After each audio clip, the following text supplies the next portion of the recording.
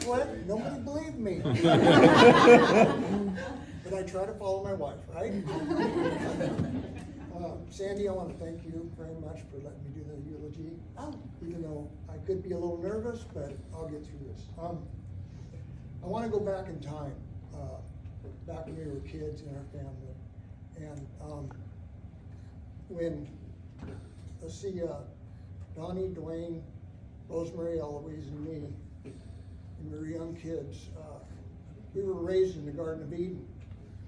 And the reason I say that is because it was 5 acres of amazing property. It had cherry trees, apple trees. One tree had 3 different kind of apples on it, pear trees, grape arbors. It had a grape arbor that was 8 feet tall, and it was a tunnel that was 30 feet long, and Concord grapes hung from it.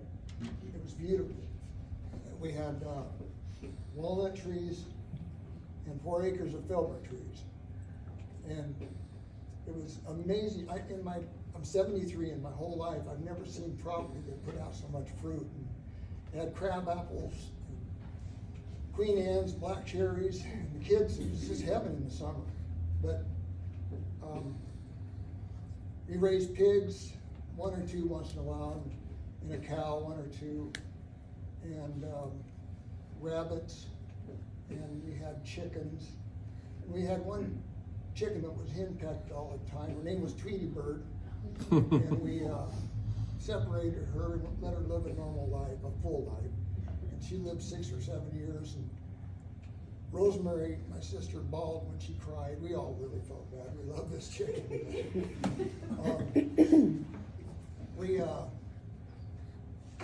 Anyway, during this time, I wasn't really close to Don and Duane. They were being 8 years younger, you know. They do their thing, and I do my thing.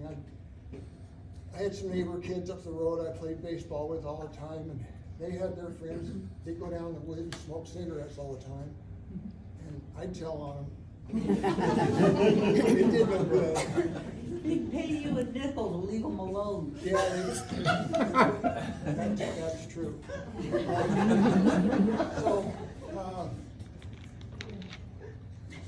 this is something I encourage all of you to do, is to bring your family together, is get 20 chickens and cut their heads off. You chop their heads off, and you gotta pluck them, you gotta butcher them, and it was something that really brought us all together as a family. And one time, we had a chopping block out here, and Duane, he chopped that head off that chicken, and the chicken took off running, and he ran about 60 feet, 25 miles an hour probably. And he turned around and he come right at us, and there was a electric line over our head from 2 chicken houses, and that chicken launched and he flew over that line without a head, like he knew what he was doing. I remember Duane, he almost dropped to his knees, like, you know, things sometimes you never forget. He laughed so hard, he was crying. I thought he was gonna wet his pants. But anyway, that. Is that the chicken that chased you around? Yeah, it came right back at us. We didn't know what to do. Let me see where I'm at here now.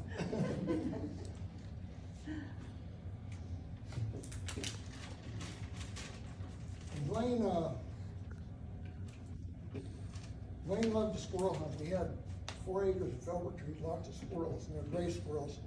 We called them blueback. If the sun hit them just right, their backs were blue. And he had a 22, and he'd go down and shoot 4 or 5 of them, and the tails were about that long, and hang them on his back and come up to the house with them hanging. The family would just like rejoice. All right, we got dinner tonight. And so there we were again, the family together. Cleaning squirrel. Yeah, cleaning squirrel. And I need some water.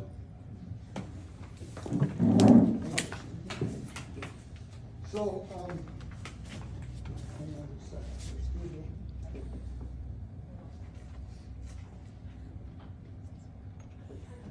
So Duane, he was pretty tough. He was about 5 foot tall when he was 15. I was about 4'5". And my mom was 4'11". He got picked on a lot because he was small, of course.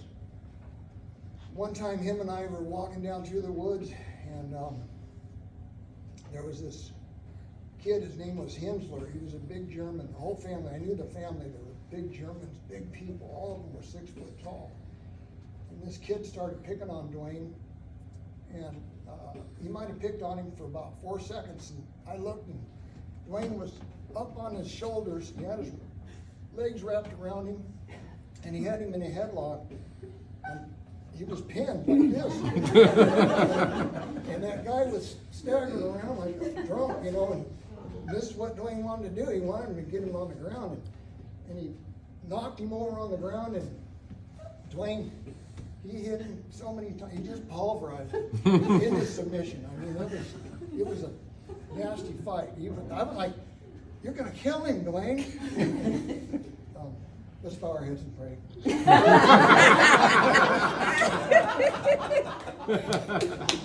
Anyway, so we go home, and that guy leaves, you know, he's all beat up. We're in the house, in the living room, Duane's in the kitchen. All of a sudden, this car comes screeching up to the front of the house, and it's old lady Hensler. And boy, she's madder than a wet hen. She jumps out of the car, and she's stomping up to the door, and it's a hot summer day, the door's open, screen door. And she, bam, bam, bam.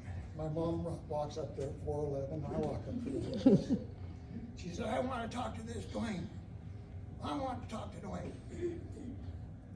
So I moved out of the way, and Duane was in the kitchen. He heard her, and he come out there and stood at the door. And she still said, "I want to talk to this Duane." My mom goes, "That's Duane." And she turned around. She never said a word. She turned around and walked right to the car. I've never seen her again. That was it. But anyway, he was tough. I watched him fight 3 guys, all much bigger than him, and it was over with. He was fast. Then Donnie and Duane, they turned 18. They got on the phone company, and they flew the coop. Never seen them again that much for years. Duane went to North Carolina for 10 years. And he came back when I was about 22, and Duane and I ran around together a lot. We hunted, fished. We fished a lot. We went out over the bar, charter boats every year for 3 or 4 years. We rode motorcycles together a lot in the mountains.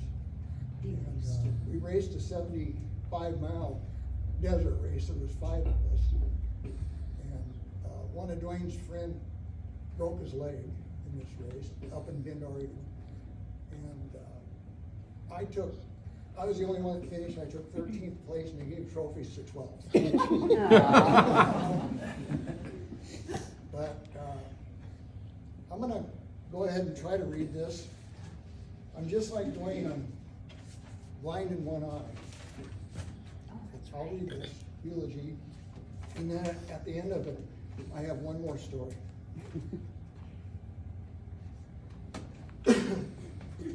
Clint says I'm blind in one eye and I can't see out of the other, so here we go. Duane was born July 2nd, 1943 in Vancouver, Washington, to Jennings and Edna England. He grew up alongside 2 sisters, Rosemary and Eloise, who have since gone home to be with the Lord, as well as his surviving twin brother Don and his younger brother Steve. From his earliest days, Duane was shaped by the values of hard work, humility, and a deep appreciation for God's creation. At just 18 years old, Duane survived what could have easily been a fatal hunting accident.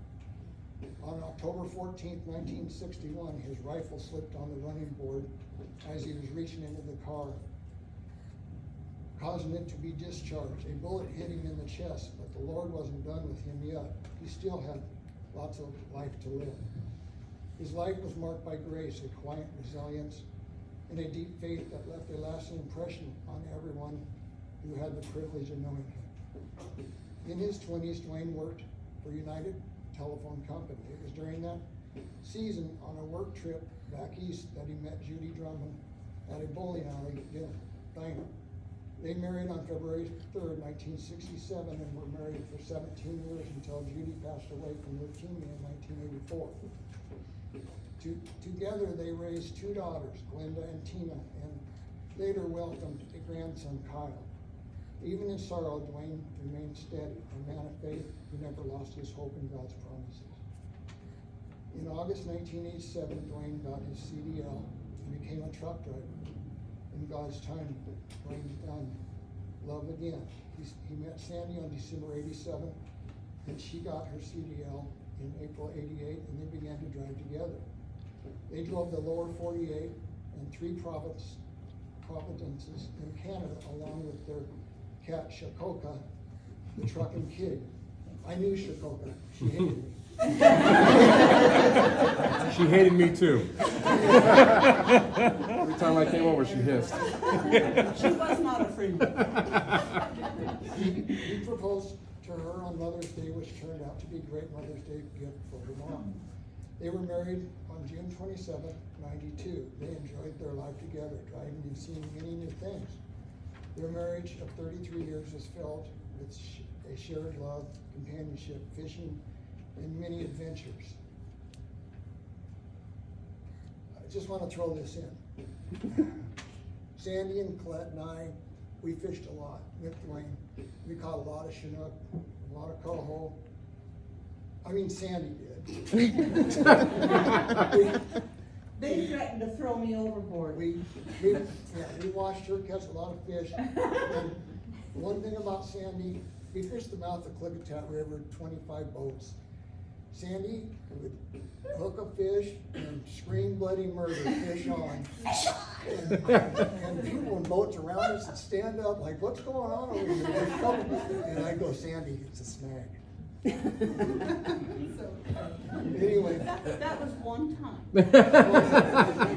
But I used to scare Steve as we would go down to the river, and we would drive along the road where we go to park truck and launch the boat. I'd start in, okay, Sam, just hang on, we'll be there in a minute, I'll come get you in a minute, just hang on. And I would talk to Sam. One time Steve looked at me and he says, do you really believe that? And I said, how many fish am I getting? Okay, here we go. Duane especially enjoyed Sandy's homemade spaghetti and, of course, a lifetime supply of Hostess snowballs. Duane had a calm, quiet strength, a soft-spoken voice that made people lean in a little closer to hear him, and his hugs were comforting. He loved music. He picked his guitar and wrote songs about Jesus, sang various songs and hymns at home, at Thanksgiving, family gatherings, and church occasionally. One of his favorite songs to sing was Life's Railway to Heaven. And when he was hungry, hey, good looking, what you got cooking? He wore cowboy boots and started a belt buckle collection and enjoyed camping, bow hunting, and fishing. More than anything, Duane loved the Lord. He talked about God and the Bible often, not just with his family and friends, but anyone who listened. He didn't preach, but shared with conviction of this tendency. He was a man who didn't need to be the center of attention to make a lasting impact. He was faithful, kind-hearted, sweet-tempered, and good-natured. We will miss him terribly, but we rejoice in knowing that he has gone to be home with the Lord and Savior, and we know we will see him again. Well done, good and faithful servant. We love you, Duane. See you in heaven.